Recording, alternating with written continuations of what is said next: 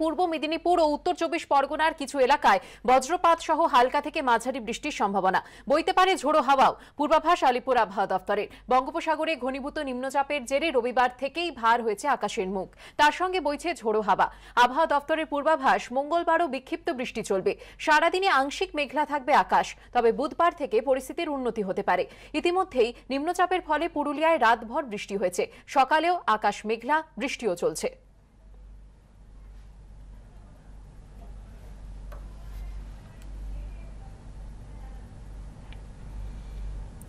এদিকে নিম্নচাপের জেরে দুই জেলায় কিন্তু রীতিমতো বিপর্যস্ত অবস্থা। সমুদ্র উপকূলবর্তী দুই জেলা পূর্ব মেদিনীপুর এবং দক্ষিণ চব্বিশ পরগনায় সমুদ্রে মাছ ধরতে যাওয়াতে নিষেধাজ্ঞা জারি হয়েছে।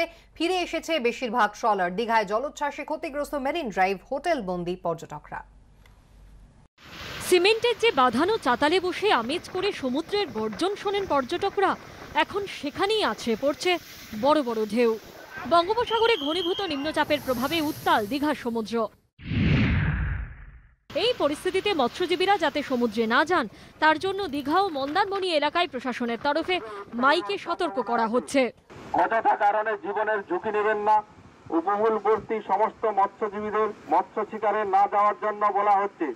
আমরা মানা করেছি কোনো মৎস্যজীবীকে যাওয়ার জন্যই নিম্নচাপের ফলে, এবং যাতে কোনো সমুদ্রে কোনো ট্রলার বা বোট নিয়ে কোনো মৎস্যজীবী যেন মৎস্য আহরণ করতে না যায়, এবং কোনো সমুদ্রের মানে ঢেউ বেশি হলে সমুদ্রের বাঁধে ইরিগেশন ডিপার্টমেন্টকে সতর্ক থাকতে বলা হয়েছে, যাতে কোনো অসুবিধে না হয়। আবহাওয়া দপ্তর সূত্রে খবর, নিম্নচাপের প্রভাবে উপকূলবর্তী জেলায় বেশি বৃষ্টি তো হচ্ছেই, সেই সঙ্গে 50 কিলোমিটার বেগে ঝোড়ো হাওয়া বইছে। এই পরিস্থিতিতে সমুদ্রে নামতে নিষেধ করা হচ্ছে পর্যটকদের। ভীষণই ভয়ানক অবস্থা। আমরা গতকাল এসেছি ঘুরবো বলে, সমুদ্রে স্নান করব বলে, কিন্তু সেটা তো হচ্ছেই না। আসার পর থেকেই দেখছি জোয়ার জোয়ার জোয়ার। সমুদ্রের জলোচ্ছ্বাসে এবারও মেরিন ড্রাইভের ক্ষতি হয়েছে বলে জানিয়েছে দীঘা শঙ্করপুর উন্নয়ন পর্ষদ। রাস্তাগুলো আবার ক্ষতি হচ্ছে, কাজ করতে করতে এটা কমপ্লিট হওয়ার পরে নিতে পারবে, কাজ চলছে, এখন অনগোয়িং আছে। খারাপ আবহাওয়ার কারণে দক্ষিণ চব্বিশ পরগনাতেও সমুদ্রে মাছ ধরতে যাবার উপর নিষেধাজ্ঞা জারি করা হয়েছে। ডায়মন্ড হারবার, কাকদ্বীপ, নামখানা, পাথর প্রতিমা, ফ্রেজারগঞ্জ সর্বত্র সার দিয়ে দাঁড়িয়ে ট্রলার। যারা ফিশিং এ রয়েছে এখন তাদেরকে ফিরিয়ে আনার জন্য অনুরোধ করা হয়েছে অ্যাসোসিয়েশনের পক্ষ থেকে। সুন্দরবনে সারাদিনই আকাশের মুখ ভার, দফায় দফায় চলছে বৃষ্টি, সঙ্গে ঝোড়ো হাওয়া। ঋত্বিক প্রধান, জয়দীপ হালদার ও শান্তনু নস্করের রিপোর্ট, এবিপি আনন্দ।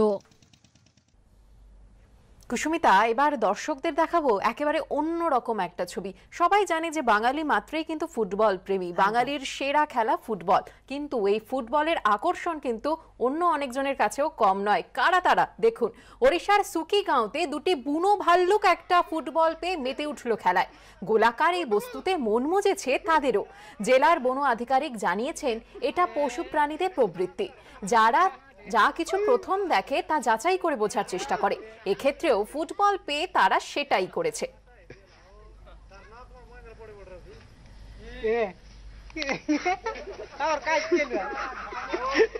বল ফুটবল